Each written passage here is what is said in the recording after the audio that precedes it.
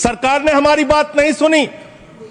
1.5 साल तक किसानों ने सड़क पे धरना दिया और 750 किसानों ने अपनी शहादत दी। संजय जी, उसके बाद बिल पर बोलिए। उसी पे बोल रहे हैं सर, इसी पे बोल रहे हैं, इसी पे बोल रहे हैं। किसानों पे बोलिए। इस देश का किसान, बोलिए, इस देश का मजदूर, इस देश का अन्नदाता। सर आपका चेहरा आ रहा है, मेरा भाषण मेरा चल रहा है, चेहरा आपका आ रहा है। आपका इस देश का किसान, आपका आ रहा है, आपका आता है। इस देश का मजदूर, इस देश के करोड़ों लोग सड़कों पर उतरे, उनको खालिस्तानी कहा गया, पाकिस्तानी कहा गया, गोलियां चलाई गई, लाठियां चलाई गई, बड़े बड़े कील गाड़ दिए गए सड़कों पे। और 1.5 साल के बाद प्रधानमंत्री जी एक दिन प्रकट होते हैं, कहते हैं मेरी तपस्या में कमी हो गई, हम कानून वापस ले रहे हैं। आज मैं आपसे कहना चाहता हूं मान्यवर, यह ऐतिहासिक भूल आप करने जा रहे हैं, यह गुनाह और पाप आप दोबारा करने जा रहे हैं। और इस काले कानून को पास करने के बाद इस देश का मजदूर सड़कों पे उतरेगा, इस देश का किसान सड़कों पे उतरेगा, इस देश का आम आदमी सड़कों पे उतरेगा, जिसके पेट और पीठ दोनों पे आप छुरा मारने का काम कर रहे हैं। यह मैं कहना चाहता हूं मान्यवर।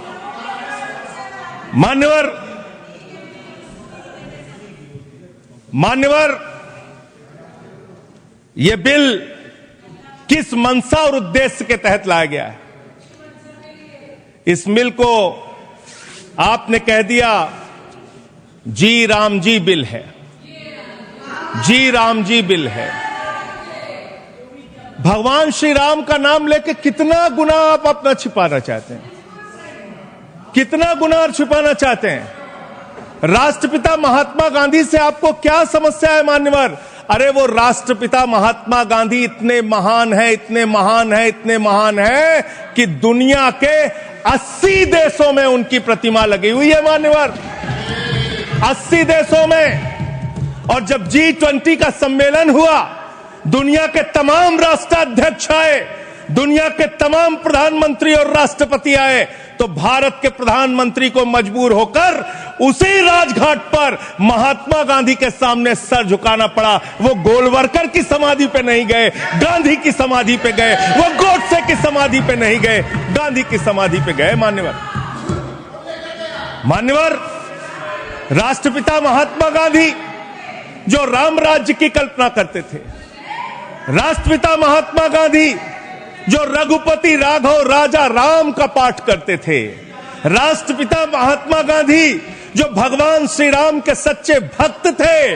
और याद रखिएगा मान्यवर, इस सरकार को आपके माध्यम से कहना चाहता हूं, भगवान को अपने भक्त से बहुत प्यार होता है। आज भगवान श्री राम आपको श्राप दे रहे होंगे कि तुम हमारे भक्त को अपमानित कर रहे हो, तुम अपने भक्त को, तुम हमारे भक्त को अपमानित कर रहे हो।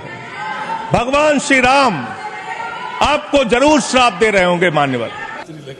इस बिल को पास कराने के लिए यहां बैठी हुई है, सभी चर्चा में जो भी अपनी बातें कह रहे हैं उसको गंभीरता से सुन रही है। मैं अभी संविधान देख रहा था, सभापति महोदय, संविधान देखने की बुरी आदत है। एक संविधान वो है जो डॉक्टर बाबा साहब अम्बेडकर ने बनाया, इसको बुरी आदत क्यों? जिसका आर्टिकल 49 है, और एक सेक्शन जो कल प्रेमचंद्रन जी ने 51A कहा था, जिसके कारण कि मीसा का कानून आया, उसमें जो 2 नंबर है जो इंदिरा गांधी लेकर आई, स्पीकर महोदय, ये कांग्रेसियों की दिक्कत यह है कि मैं जैसे खड़ा होता हूं वैसे ही चिल्लाने लगते हैं। अब आप देखिए कि संविधान चिल्लाते चिल्लाते इन्होंने पूरे देश को गुमराह किया, और मैं संविधान की बात कर रहा हूं तो ये बात कर रहे। संविधान में क्या लिखा हुआ है? 51A जो इमरजेंसी लगाकर मीसा का कानून इंदिरा जी लेकर आए, उन्होंने ये लिखा, बी नंबर बहुत महत्वपूर्ण है sir, to cherish and follow the noble ideas which inspired our national struggle for freedom. किसने किया? सत्य और अहिंसा की बात महात्मा गांधी ने की। राष्ट्रपिता महात्मा गांधी हैं। आर्टिकल 49 संविधान का यह कहता है कि महात्मा गांधी का नाम, राष्ट्रपति का नाम, उपराष्ट्रपति का नाम किसी भी योजना में नहीं हो सकता है। कौन कांग्रेस ने केवल भ्रष्टाचार के लिए, केवल पैसा कमाने के लिए, बैंड बाजा बारात को लेकर, सबको पता है कि मनरेगा जो योजना है, जितने यहां सांसद बैठे हुए हैं, अपने दिल पर जो है हाथ रखकर बोलिए कि मनरेगा में भ्रष्टाचार है या नहीं। 50% कमीशन मनरेगा में है। और ये किस लिए परेशान है? ये किस लिए परेशान है? क्योंकि हम जो बिल लेकर आए हैं, सभापति महोदय, हम माननीय मंत्री जी को धन्यवाद देना चाहेंगे। इसका शेड्यूल इन्होंने नहीं पढ़ा। पहला शेड्यूल यह है कि लोकपाल प्रत्येक जिले में बनाया जाएगा। लोकपाल जब बनेगा तो ये कांग्रेसी जो इतना मोटे हो गए खा के 14 साल से, वो सब पूरा खत्म हो जाएगा। दूसरा उन्होंने कहा है, दूसरा जो सबसे बड़ा सवाल है, सब मिट्टी का काम होता है मनरेगा में, और मिट्टी की मापी 2 महीने बाद, 3 महीने बाद, बारिश के बाद, जब बारिश का पूरा पानी खत्म हो जाता है तब मिट्टी की मापी होती है। सबसे बड़ा भ्रष्टाचार मनरेगा का ये है। इस कानून में मंत्री जी लेकर आए हैं कि 3 दिन के अंदर मापी होगी, यदि 3 दिन के अंदर मापी नहीं होगी तो उसका पैसा पेमेंट नहीं होगा। किस तरह की बात कर रहे हो? गांधी को मारने की बात कर रहे हो? गांधी को आपने कितनी बार मारा, कभी अंदाजा है आपको?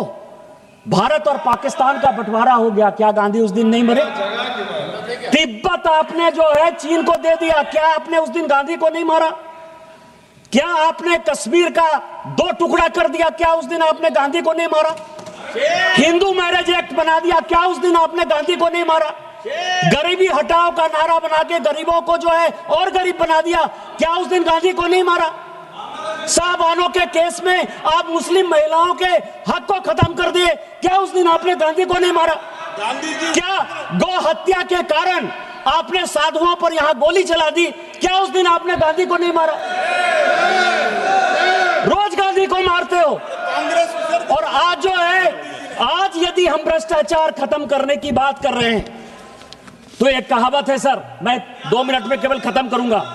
2 कहावत है हमारे यहां, चोर चोरी से जाए, तुम्बा फेरी से नहीं जाए, और उल्टा चोर कोतवाल को डांटे।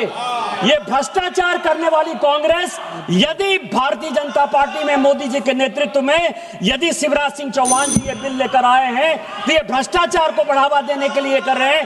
संस्कृत का एक श्लोक है, केवल वो कह के मैं खत्म करूंगा। आपदा पतंती नाम हितो अप्यायाति हेतुताम मातृजंगा ही वत्स्य अस्तंभवती बंधने। मोदी जी इस देश को न खाएंगे न खाने दे के रास्ते पर ले जा रहे हैं। आपदा है, आप चोरी कर रहे हैं, चोरी की ये योजना है, और इस चोरी को हम खत्म करेंगे और इस देश को बचाएंगे, विकास का काम करेंगे।